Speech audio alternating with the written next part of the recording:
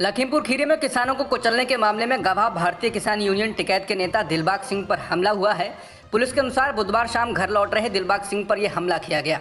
Police ने कहा कि सिंह ने उन्हें बताया कि हमलावरों ने मंगलवार की देर रात उनके वाहन पर 3 बार गोलियां चलाईं और भाग गए। हालांकि इस हमले में वो सुरक्षित बच गए हैं। सिंह की शिकायत पर लखीमपुर खीरी के गोला थाने में हत्या के प्रयास के आरोप में अज्ञात हमलावरों के खिलाफ FIR दर्ज की गई है। द इंडियन एक्सप्रेस से बात करते हुए सिंह ने कहा कि वो रात करीब 8:30 बजे अपनी कार से घर लौट रहे थे, तभी पीछे से 2 लोग मोटरसाइकिल पर आए। उन्होंने उनकी कार पर फायरिंग की, जिससे एक टायर फट गया। कुछ दूर चलने के बाद कार रुकी। हमलावरों ने कार के पास आकर गेट खोलने का प्रयास किया। जब वो विफल हो गए तो उन्होंने कार पर 2 गोलियां चलाईं और भाग गए। पुलिस अधिकारी राजेश कुमार ने कहा कि उन्होंने घटना की जांच शुरू कर दी है। कुमार ने कहा कि उन्होंने प्रारंभिक जांच के दौरान पाया कि सिंह को सुरक्षा के लिए मुहैया कराया गया पुलिस गनर घटना के समय उनके साथ मौजूद नहीं था। वहीं पुलिस गनर के बारे में पूछे जाने पर सिंह ने कहा वो किसी काम से गया था और 15 मिनट बाद वापस लौटा। बता दें, 4 किसानों और एक पत्रकार की हत्या के मामले में केंद्रीय गृह मंत्री अजय मिश्रा के बेटे आशीष मिश्रा मुख्य आरोपी हैं।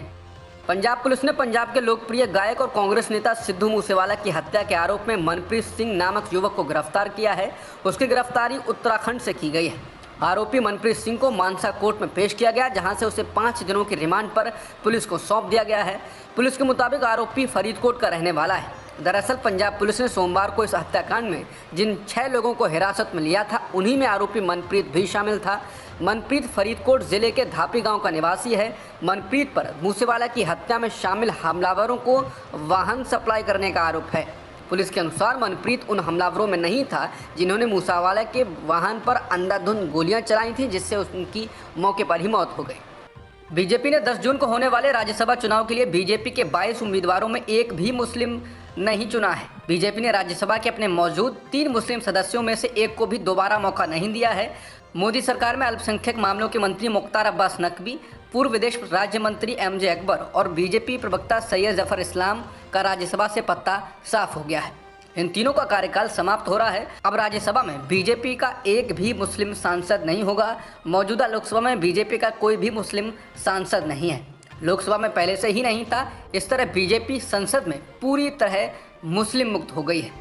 वहीं राज्यसभा से पत्ता साफ होने के बाद मोदी सरकार में एकमात्र मुस्लिम चेहरा अल्पसंख्यक मामलों के केंद्रीय मंत्री मुख्तार अब्बास नकवी के भविष्य को लेकर सवाल खड़े हुए हैं। उनका राज्यसभा कार्यकाल 7 जुलाई को समाप्त हो रहा है। चुनावी रणनीतिकार से नेता बने प्रशांत किशोर ने मंगलवार को कहा कि वो भविष्य में कांग्रेस के साथ नहीं जुड़ेंगे।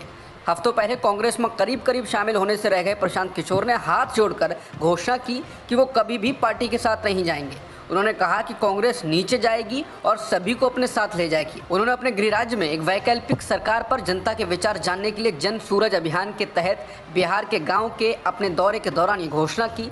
किशोर ने कहा, ये मेरी जीत के ट्रैक रिकॉर्ड को तोड़ने के लिए जिम्मेदार पार्टी है।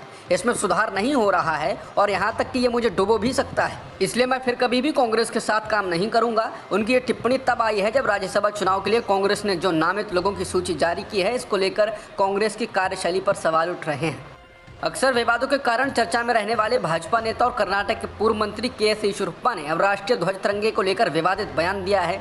KS येचुरप्पा ने कहा कि RSS का झंडा एक दिन राष्ट्रीय ध्वज बनेगा, इसमें कोई शक नहीं है। साथ में उन्होंने ये भी कहा कि संविधान के अनुसार तिरंगा राष्ट्रीय ध्वज है और हम उसे सम्मान देते हैं जो उसे देना चाहिए।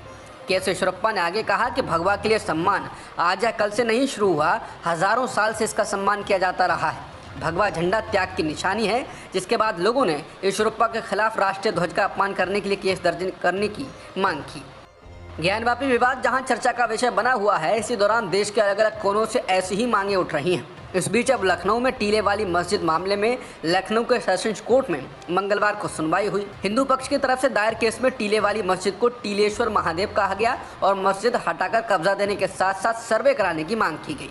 वहीं सेशन कोर्ट ने सुनवाई के दौरान सर्वे कराने की मांग करने वाले लोगों को निचली अदालत में जाने का आदेश दिया, जहां 2013 में मुकदमा दायर किया गया था जो लंबित है। मस्जिद का प्रतिनिधित्व करने वाले वकील मुनव्वर सुल्तान ने कहा कि अदालत ने सर्वे की मांग करने वाली याचिका पर विचार करने से इनकार करने के बाद आदेश पारित किया। ज्ञानवापी को लेकर कानूनी लड़ाई के बीच काशी की एक और मस्जिद को लेकर विवाद शुरू हो गया है। अब पंचगंगा घाट स्थित धरहरा मस्जिद का मामला कोर्ट में पहुंचा है और इसमें पूजा की अनुमति देने की मांग की गई है। साथ ही कहा गया है कि मुगल शासक औरंगजेब ने इस मंदिर को तोड़कर इसके स्थान पर मस्जिद बना दी थी। बता दें, स्ट्रक्चर ASI द्वारा प्रोटेक्टेड है। TOI के मुताबिक एक मामला मंगलवार को सिविल जज आकाश वर्मा की कोर्ट में दाखिल हुआ, जिसके बाद अदालत ने इस आवेदन को दर्ज करते हुए सुनवाई के लिए 4 जुलाई की तारीख तय की है।